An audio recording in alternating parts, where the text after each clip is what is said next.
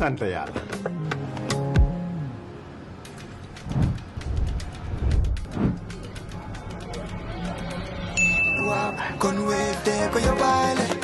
looy xaar utal Wave nga scan nga fay te nag doo ci yokku dara.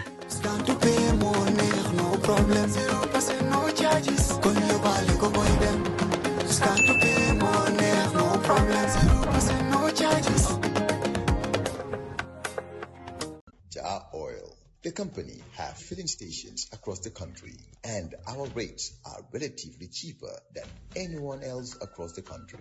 Jar Oil is the biggest producer and distributor of cement in the country with the most competitive prices in the market.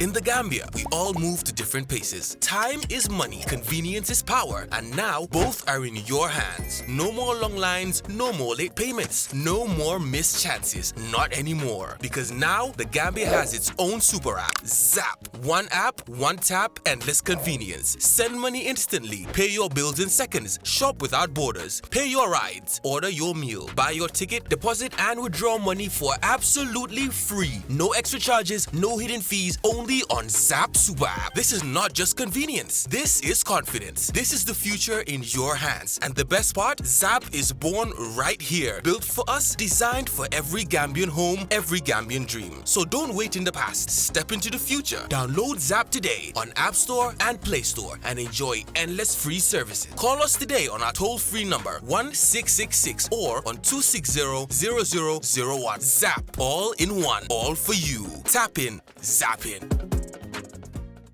Let's come back to the One Nyamina Association. Yeah. As you say, the president is sitting outside following this conversation. Yeah. Yeah. I hope, agreeing with everything your people are saying. What's the immediate task set the association, he now leads? Well, now is to advocate for our vision, is to let Nyamina people sink in what does this really mean, and then start the engagement process. So it has to start with the Nyamina people? The Nyamina people got to know exactly what they are in. And then from there, we'll start now the process of engagement. And that is where we will have a review of all the challenges that we have in Nyamina and all the possible options that are out there. And then we'll start engaging our development partners, from NGOs to the government, to the diaspora particularly. We really, everybody agrees that the diaspora has a lot of role to play. But nobody is, in my opinion, again, maybe your thing will go off, we are not well engaged. And there are different reasons to that. Sometimes people fear that Demba is coming here because he wants to start his own media, and therefore Peter's media is going to go down or something. Reality is Peter has his own brand. Nobody can bring you down, right? It's your own thing. So, but this fear of something that is not realistic is really what is pulling us behind. So the idea is now, let's try as much as possible to let Nyamina people understand what this is about. Now, let's go to our development partners, but still talk to our Nyamina people. What are the challenges? Now that you know this is what we are about, what are the challenges? How can we work together and make life better? I keep telling people, I have lived in America for close to 3 decades. The first day, the first month, the first year I went, when I talk to people, they say, Samba, send me money to pay school fees for my kids, send me money to buy rice. 30 years ago, those problems are the same. Nothing has changed. If I had built an institution, that would have changed. Those people would have never been asking me school fees or whatever. Because then they would send it to yes, exactly. If it was a school, for instance, exactly. you would have provided the school and everything. So that's what we want to do with this one Nyamina. We don't want you. So everybody get remittances basically whose people are abroad. A minimum of $100 a month, I'm guessing everybody. In Southern America, you have a lot of this microfinancing. Many of them send it to Southern America or Latin America or sometime. Generally, they are between $100 and $200. You see the reports after 5 years. Those people who got one single $100 or $200 are now self-sustained. They send their own kids to school and continue to do their businesses. The $200 in Gambia is much more powerful than the $200 in the Caribbean countries. How do we use our $200? How do we use our and that was part of the discussion. What was your finding? So the thing is, you have to educate people on how to do business, but also understand the business principles. If you and the challenge we also realize is that if you don't work for something, in many cases the value of that thing is not as high as if you work for it. Exactly. I struggle to give Peter $1. Honestly, to be honest with you, I struggle to give you $1 to buy coffee because of how I got that dollar. But I'm sure if I give you $10, you will not struggle to give somebody even $9 because you don't know how to $10 came about. It's easy money. Easy money. So we want people to understand money is not easy. And if you localize it, or when you localize it, how long does it take for people to farm and harvest corn? It's a long period of time, 3 months or so. Ask them to put that into context. That's how we get our money from the Western countries, and therefore they should value just as much as they value their corn and their couscous and things like that. So we have to put it into context for people to understand, because many people believe when you're in the West or in America or something, access to money is like access to water or something. Just like you're walking the streets of America and picking dollars left, right, exactly. So one Nyamina association for 3 distinct Nyamina units, if you like. Yes.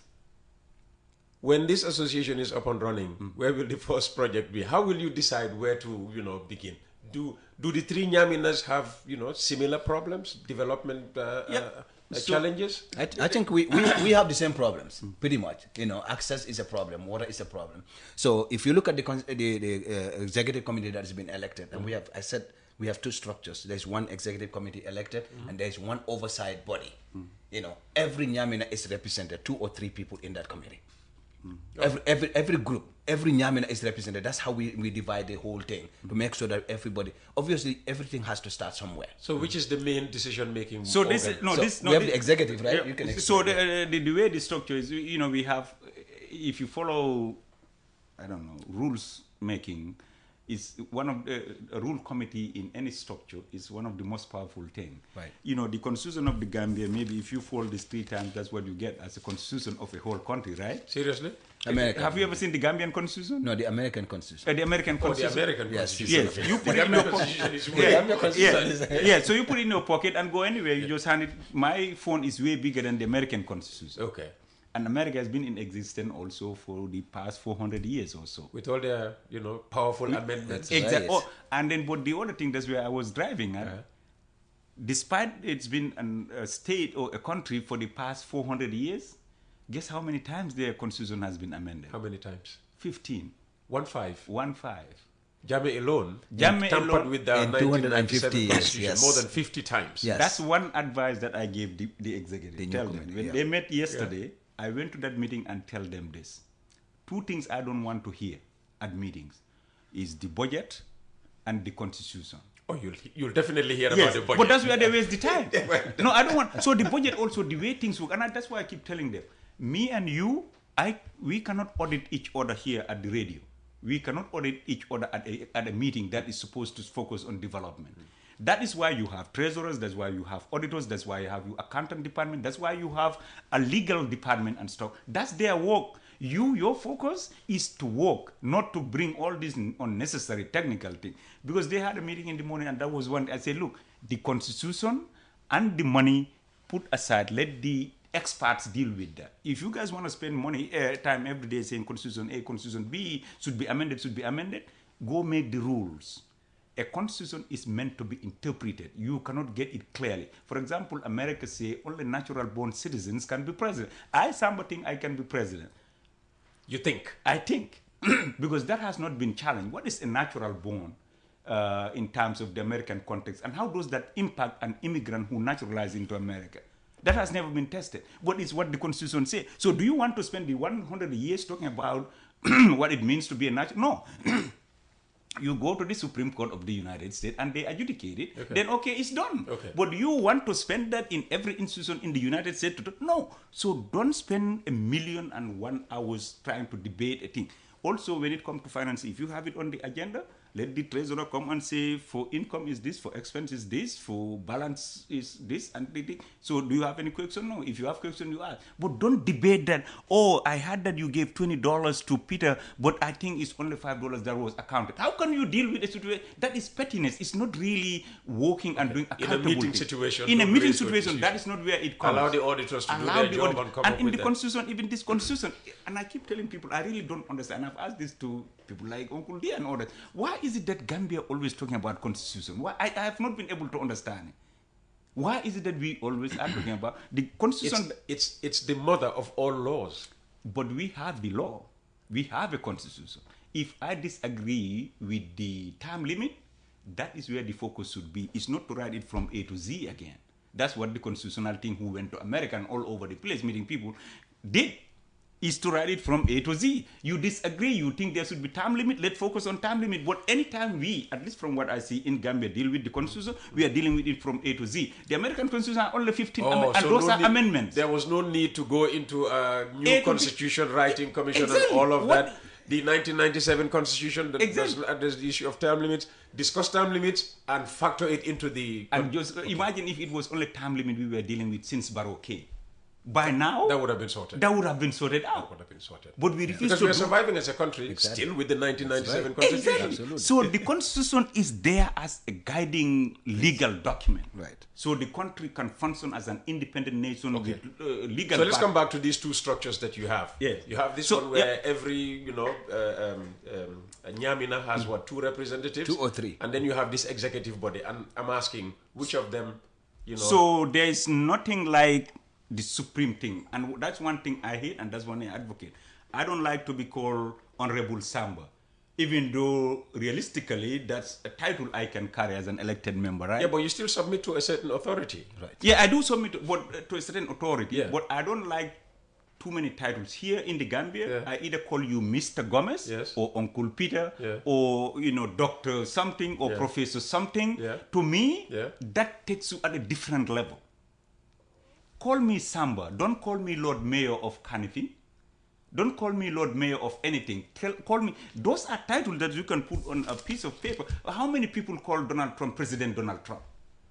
Almost nobody. Everybody just call him Trump. Even if they are talking to him directly, it's Trump. Caroline Levitt always calls him, President Trump. So some people can call him president because realistic also with president is president.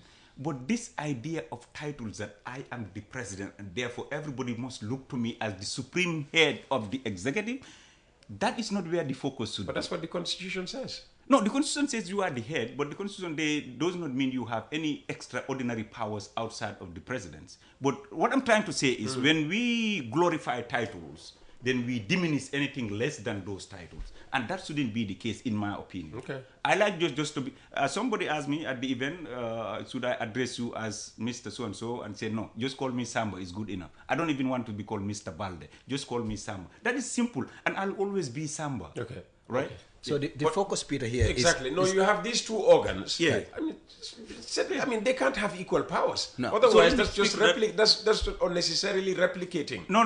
So this is what those organs are. Yeah. So the first one is the executive. The executive is responsible for running the association. That is the executive body. Okay. So what we have tried to do is to make sure that that executive body is reflective or represented by all the 3 Nyaminas, at least somebody there. So all the 3 Nyaminas have representation absolutely in this executive organ. Yes. Okay. Already. So we also know that the diaspora has a big role to play. The local people has a big role to play. So what we have decided to do was, but we also know the vision is important. The vision that we put together, not many members, I should say, understand the vision, including some members maybe in the board or whatever may not know the actual detail of what we want to do. So to safeguard, to make sure that that vision is not thrown away, and then we go to, like I was telling you, ñun nii lañ ko dee defee Gambia or nii lañ ko dee defee. We had what we call a technical and rule-making committee. Oh, okay. The technical and rule-making committee is to say if you were asking about how we disburse the money or who gets what project. The technical and rule-making committee would say, for example, okay, we have funding from the National Research and Institution, National Research and Investment Innovation Fund of $1 million dollars, for example. Now the technical and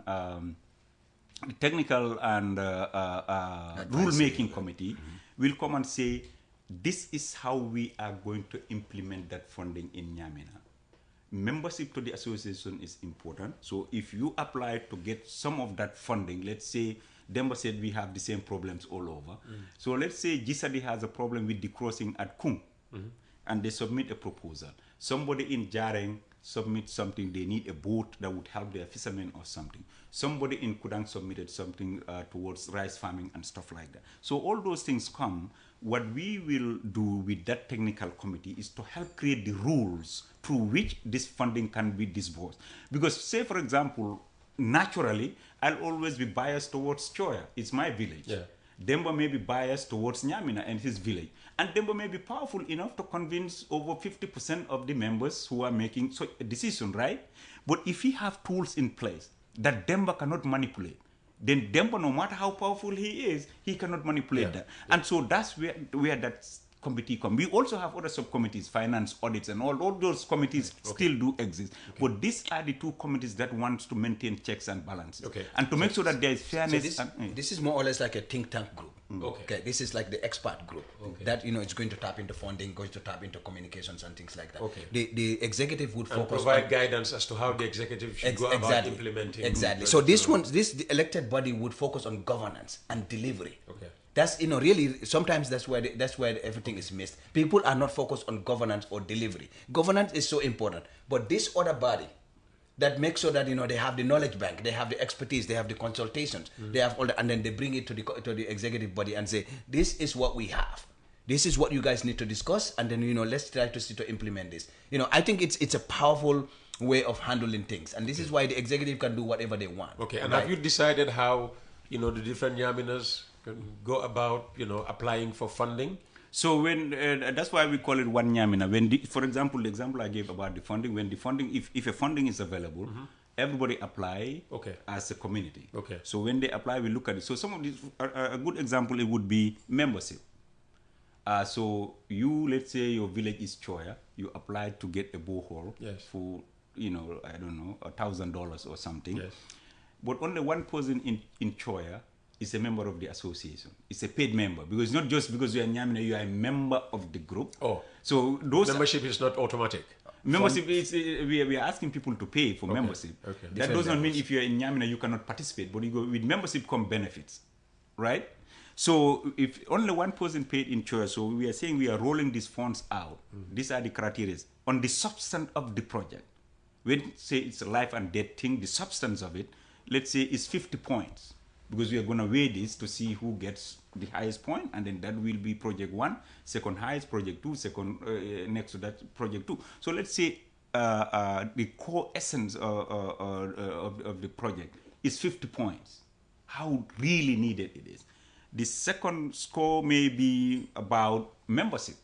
Membership can carry, let's say, 25 points. That's not decided yet. That's not decided yet. But those are things that the rules making and the technical advisory people will do. Because like I said, not it's going to be the same. It's not like a place where you just come and pick up and go.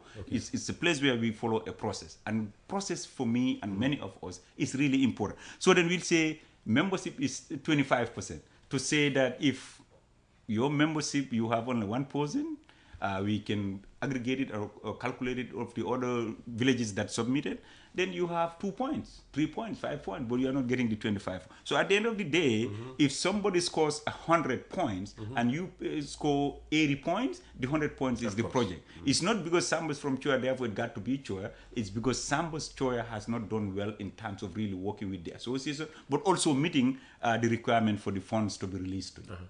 And just finally, what are the immediate needs of Nyamina that this executive body, the rule-making task force, are going to attack first?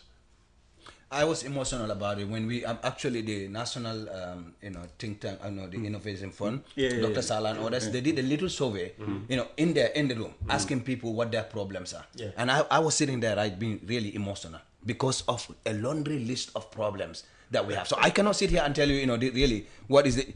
Nyamina has a whole lot of problems and people coming in. Can only start with and one. It was just overwhelming. So which one, this is a work in progress, really. I mean, we cannot pinpoint. We have to get to work.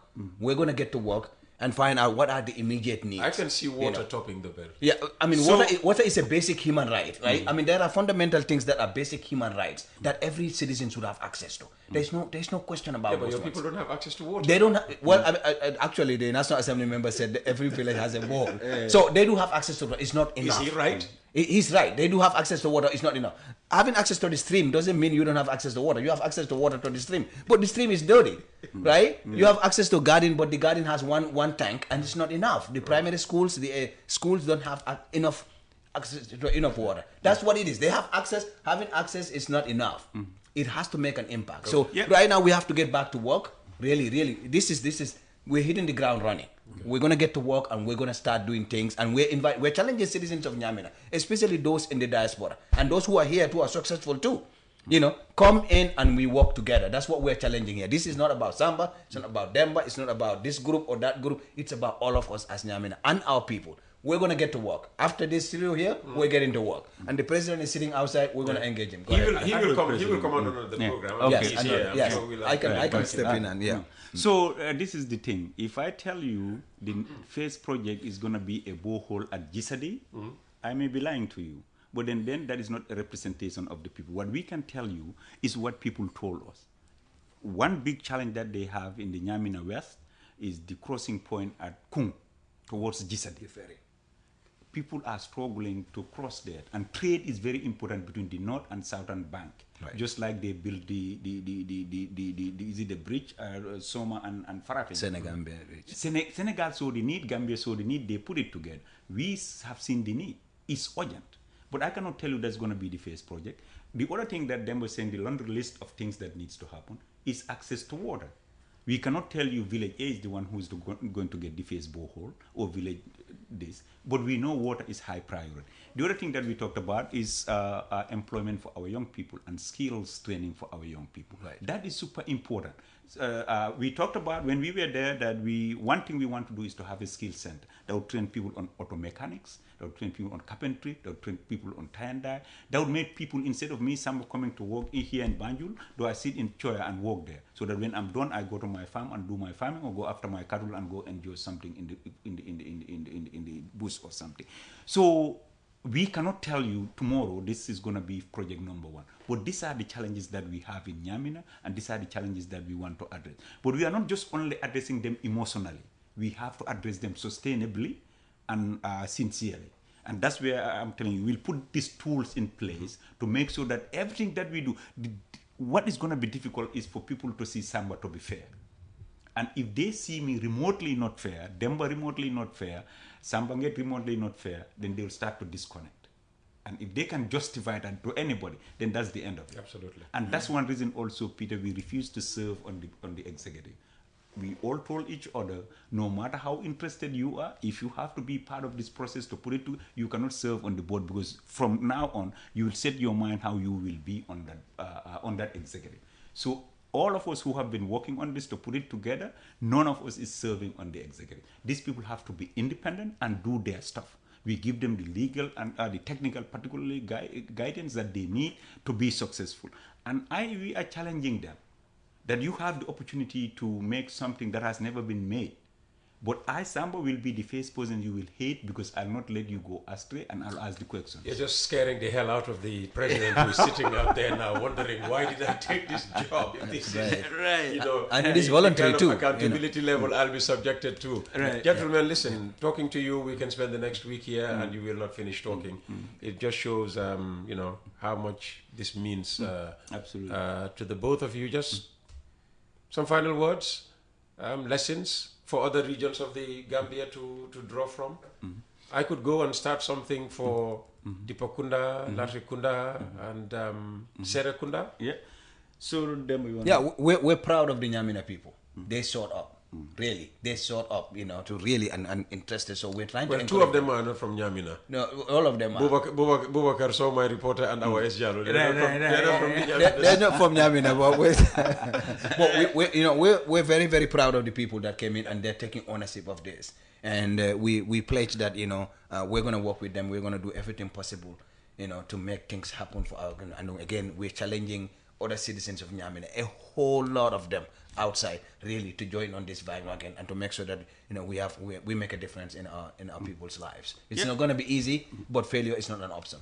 Yeah. So Peter, I would first of all really thank. There are a few people that I would name. Sure, and I'm not go naming them.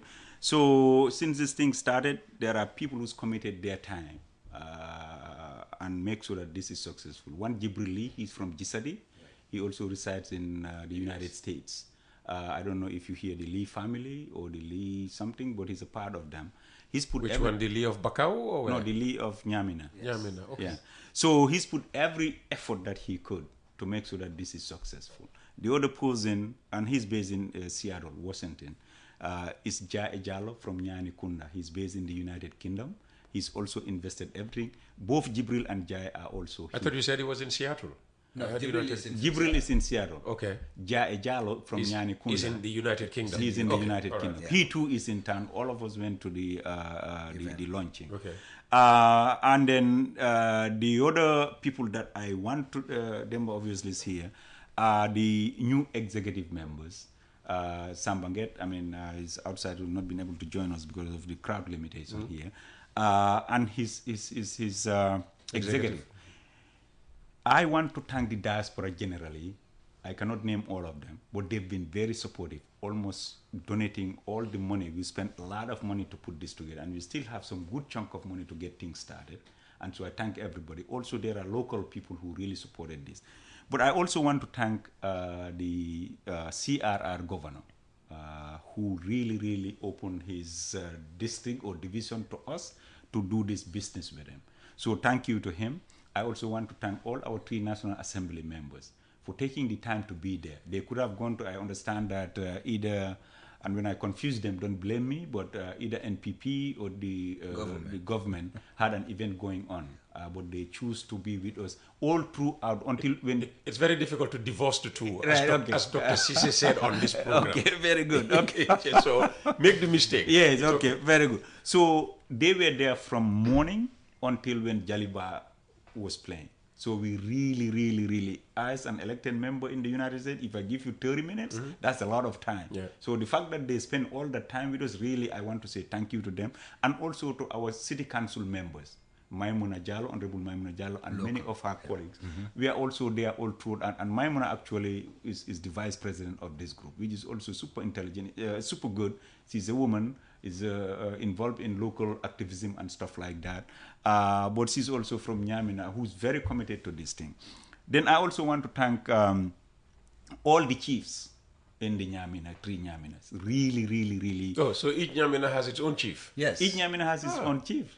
Yeah, so all the 3 chiefs, and again, these people are people we visited. They welcome us. They are helping us with the advertisement to make sure that everybody knows what this is about. Of course, there are political confusions here and there, but I was able to sit with particularly the chief of Kudang for almost an hour on Friday night to let him understand what we are about. He was so happy, Samba. He said, look, now is when I understand what is happening. So I want to thank all of them also for really willing to work with us, support us, and things like that. The Alcalos and the village development committees, it's been on the ground supporting us like there's no tomorrow. So I want to give a big thank you to them as well. But generally to Nyamina. The women did the cooking. Yeah, the women also did the cooking, but generally... No, but you didn't expect the men to do the cooking. Why not? 50-50. Yeah, exactly. Gender equal. Yeah. But we just want to say thank you to all of Nyamina. I am grateful, we are grateful that they're giving us this opportunity to make Nyamina a better place. Fantastic. But I challenge the diaspora. You know, we keep saying Gambia this, Gambia that, diaspora. Now you have a reliable, I live in the United States. If you think your money is not well spent through the Nyamina as well, come after me in the United States, come after me here in the Gambia. but don't sit there and complain that Gambia this, Gambia that. At least, okay, the rest of the Gambia, but your Nyamina Gambia, let that be different. I challenge that to the diaspora. I also challenge the Gambians, particularly those who are well off and has money. Turodabo, for example, gave us money towards the Jaliba event of 100,000. That's a lot of money. Yeah. So these people may be connected to political parties. I don't care about their connection. What I care about, what are they doing in my community? And I'll never engage them on their political connection, but I want to engage them in the development of my Nyamina. So I challenge those people also. I challenge people like Peter Gomez to once in a while ask their reporters to do report. You know, you tell them, I sent you to cover the thing in Kudang. It's been 6 months. Samba is doing nothing. Let's expose him. Send people to Nyamina and let me see. If you come and say nothing is happening, call Samba. Samba, you came here and make all these promises. Nothing happened. Nobody's hearing. So this is how we move forward. Right. Samba should not take that personal. He take that Peter is a good person who is interested in what is happening around the country. So I want to say thank you to everybody. And I want to say thank you to particularly the people who've been working on this. But more so, the new executive, because they are going to deal with the challenges. But my name, our names are on the stamp. We cannot afford for these things to fail. So we should be held as accountable as the executive. Fantastic. Absolutely. Well, you said you were going to, not dabble into any political talk, but you spoke there like the politician you are. And we will bring you back here to talk to you about politics, your political career, but also, I mean, politics in your native country, the Gambia, where you are right now. And this is an important political year for us because it's election year. I'll be more than happy. And I am sure the temperature you've already started feeling the temperature. Big time. Yeah, long before. Samba, thanks for coming. Demba, thanks for coming. Always. And we'll see you again. Always. And that brings us to the end of our program for today, Monday, the 26th of January, 2026. We're back tomorrow at the same time.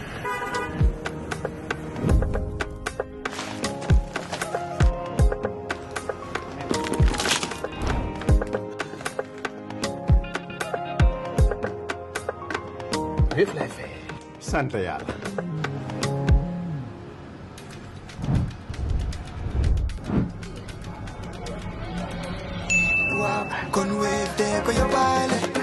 looy xaar utal Wave nga scan nga fay te nag doo ci yokku dara.